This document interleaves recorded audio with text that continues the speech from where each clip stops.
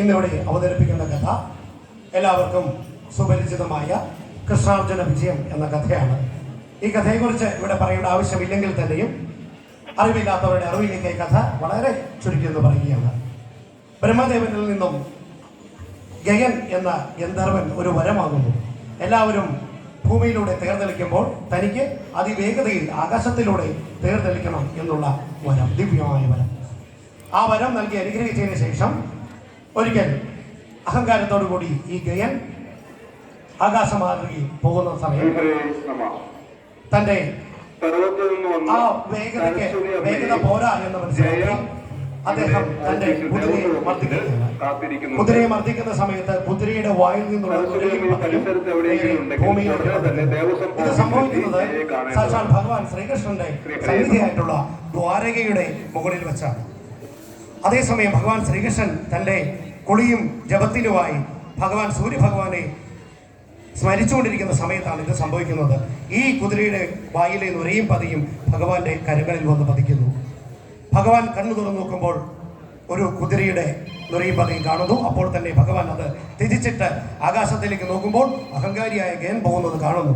അപ്പോൾ ഭഗവാൻ അവിടെ വെച്ച് ശബ്ദം ചെയ്യുന്നു, അഹങ്കാരിയായിട്ടുള്ള ഗയ, ഇന്ന് സൂര്യാസ്തമനത്തിന് മുമ്പ് എന്റെ സുദർശന ചക്രം കൊണ്ട് നിന്റെ ശിരസ് ഞാൻ അറുക്കുമെന്ന്. ഇത് കേട്ട് വളരെ പരിഭ്രാന്തനായി പേടിച്ച നേരെ ദേവേന്ദ്രന്റെ സന്നിധിയിലെത്തി ഗയൻ കാര്യങ്ങൾ പറയുമ്പോൾ ദേവേന്ദ്രൻ പറയുന്നു, ശ്രീകൃഷ്ണ ഭഗവാനാണ് സത്യം ചെയ്തിരിക്കുന്നത്, എനിക്കൊന്നും ചെയ്യാനാവില്ല.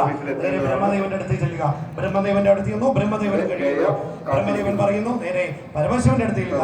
പരമശിവന്റെ അടുത്ത് നിന്ന് മഹാദേവനും കൈ ഒഴിയുമ്പോൾ തന്റെ മരണം സുനിശ്ചയമെന്ന് മനസ്സിലാക്കി വഴിയിൽ കേടുകിടക്കുന്ന സമയത്താണ് നാരദ മഹർഷി അതിലേക്ക് വരുന്നത്. നാരദ മഹർഷി കാര്യങ്ങൾ ചോദിക്കുമ്പോൾ നാരദ മഹർഷിയോട് കാര്യങ്ങൾ പറയുന്നു. അപ്പോൾ നാരദ മഹർഷിക്ക് മനസ്സിലൊരു കാര്യം തോന്നുന്നു. അപ്പുറത്ത് നിൽക്കുന്ന ശത്രുവായിട്ട് നിൽക്കുന്ന ഭഗവാൻ ശ്രീകൃഷ്ണനാണ്. പഞ്ചപാണ്ഡവന്മാരിൽ പ്രധാനിയായിട്ടുള്ള അർജുനനും ശ്രീകൃഷ്ണനും തമ്മിൽ ഒരു വൈരാഗ്യം കൊടുക്കാൻ പറ്റിയ അവസരമാണെന്ന് മനസ്സിലാക്കി ഗയനോട് പറയുന്നു, നിന്നെ രക്ഷിക്കാൻ ആർക്കും സാധിക്കില്ല, ഒരാൾക്കേ പറ്റുള്ളൂ, മറ്റാരുമല്ല, പഞ്ചപാണ്ഡവന്മാരിൽ പ്രധാനിയായിട്ടുള്ള വിലാടി വീരനായിട്ടുള്ള അർജുനനെ കൊണ്ട് മാത്രമേ പറ്റുകയുള്ളൂ. അർജുനോട് കാര്യങ്ങൾ ചെന്ന് പറഞ്ഞു കഴിഞ്ഞാൽ അവർ ഇപ്പോൾ ദ്വൈതവനത്തിലാണ് താമസിക്കുന്നത്. പഞ്ചപാണ്ഡവന്മാരടുത്ത് നിന്ന് അർജുനോട് കാര്യം പറഞ്ഞു കഴിഞ്ഞാൽ അർജുനൻ നിന്നെ രക്ഷിക്കുമെന്ന് പറയുന്നു. പക്ഷേ അതിന് മുമ്പൊരു കാര്യമുണ്ട്, ആദ്യം അർജുനനെ കൊണ്ട് സത്യം ചെയ്ത് മേടിക്കണം, അതിന് ശേഷമേ നീ കാര്യം പറയാവുള്ളൂ. അങ്ങനെ ഒരു കാര്യം കൂടെ പറഞ്ഞ് ഇത് കേട്ട് നാരദ മഹർഷിയുടെ വാക്കുകൾ കേട്ട് നേരെ ദ്വൈതവനത്തിലെത്തി അർജുനോട് കാര്യങ്ങൾ പറയുന്നു. അർജുനോട് പറയുമ്പോൾ അർജുനൻ ആദ്യം തന്നെ തന്റെ വില്ലും ശരവും എടുത്ത് സത്യം ചെയ്യുന്നു. ശ്രീകൃഷ്ണന്റെ പാദത്തിൽ തൊട്ട് വരെ അർജുനൻ സത്യം ചെയ്യുന്നു.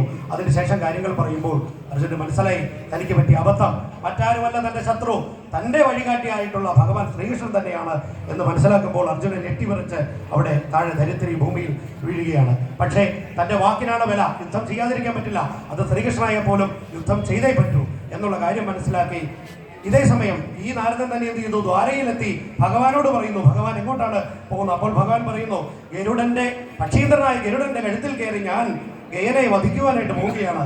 അപ്പോൾ നാരദൻ പറയുന്നു, ഗയനെ വധിക്കുവാനായിട്ട് അന്ന് വേറെ എങ്ങും പോകണ്ട, ഗയൻ എവിടെയുള്ളതെന്ന് ഞാൻ പറഞ്ഞുതരാം, മറ്റാരുമല്ല ഗയനെ സംരക്ഷിക്കുന്നത്, സാക്ഷാൽ അർജുനൻ തന്നെയാണ്.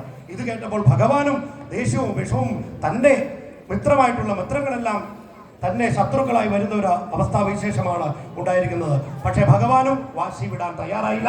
രണ്ടുപേരും യുദ്ധത്തിന് ഒരുമിക്കുന്നു. അവസാനം ഭഗവാൻ പല പല അസ്ത്രങ്ങൾ പ്രയോഗിക്കുന്നു. അർജുനനൊക്കെ അത് മടക്കുന്നു. അങ്ങനെ ഒടുവിൽ ഭഗവാൻ സുദർശന ചക്രം പ്രയോഗിക്കുന്നു. ഇതേ സമയം ഭഗവാൻ സുദർശന ചക്രം പ്രയോഗിച്ച സമയത്ത് അർജുനൻ പാശുപതാസ്ത്രവും പ്രയോഗിക്കുന്നു. ചക്രവും അസ്ത്രവും അടുത്തിടെ ചേർന്നാൽ ഈ ലോകം നശിക്കും എന്നുള്ള കാര്യം മനസ്സിലാക്കി ബ്രഹ്മദേവൻ യുദ്ധാങ്കണത്തിലെത്തി രണ്ടുപേരോടും ചക്രവും അസ്ത്രവും പിൻവലിക്കുവാൻ ആവശ്യപ്പെടുന്നു. രണ്ടുപേരും അത് പിൻവലിക്കുന്നു. അർജുനോട് പറയുന്നു, നീ ഗയനെ എനിക്ക് നൽകുക, ഞാൻ ഇപ്പോൾ തന്നെ തിരിച്ചു തരാം. അപ്പോൾ ബ്രഹ്മദേവൻ പറയുന്നത് കേട്ട് അർജുനൻ ഗയനെ ബ്രഹ്മദേവന്റെ കയ്യിലേക്ക് കൊടുക്കുമ്പോൾ ബ്രഹ്മദേവൻ പറയുന്നു, നീ ഒരു നിമിഷം നിന്റെ കണ്ണം നടക്കണം, ഞാൻ തിരിച്ച് ഗയനെ തരുന്നിടം വരെ.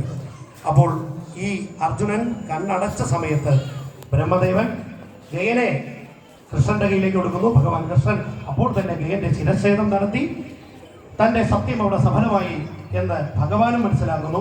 അപ്പോൾ തന്നെ ഗയന്റെ കണ്ഠവും ഉടലും ശരീരവും തമ്മിൽ ബ്രഹ്മദേവൻ കൂട്ടിയോജിപ്പിച്ച് ഗയന്റെ ജീവൻ കൊടുക്കുന്നു.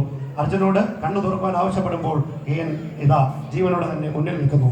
അങ്ങനെ രണ്ടുപേരുടെയും സത്യം അവിടെ വിജയിക്കുന്നതാണ് കൃഷ്ണാർജുന വിജയം എന്ന കഥ.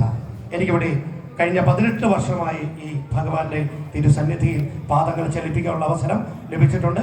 ഇനിയും അങ്ങനെ തന്നെ ഉണ്ടാകട്ടെ എന്ന് പ്രാർത്ഥിച്ചുകൊണ്ടും എനിക്ക് ഇവിടെ അവസരം നൽകിയ വൃശ്ചിക ഉത്സവ കമ്മിറ്റി ഭാരവാഹികൾക്കും വളരെ നല്ല രീതിയിൽ ശബ്ദവും വെളിച്ചവും നൽകി സഹായിക്കുന്ന മൈക്ക് സെറ്റും നല്ലവരായ പ്രവർത്തകരോടും എല്ലാവരോടും നന്ദി പറഞ്ഞുകൊണ്ട് പരിപാടി ആരംഭിക്കുന്നു. ഇന്നിവിടെ പിന്നിൽ പ്രവർത്തിക്കുന്നത് വായ്പാട്ട് ശ്രീ കലാമണ്ഡലം സുബിൻ സുരേന്ദ്രൻ, മൃദംഗം ശ്രീ പ്രണവം രാകേഷ് ചന്ദ്രൻ പാല, ഇടയ്ക്ക ശ്രീ കലാമണ്ഡലം അരുൺകുമാർ. എല്ലാവരുടെയും ശ്രദ്ധ ഈ വേദിയിലേക്ക് സദയം ക്ഷണിച്ചുകൊണ്ട് ഓട്ടത്തോടാൻ ആരംഭിക്കുന്നു.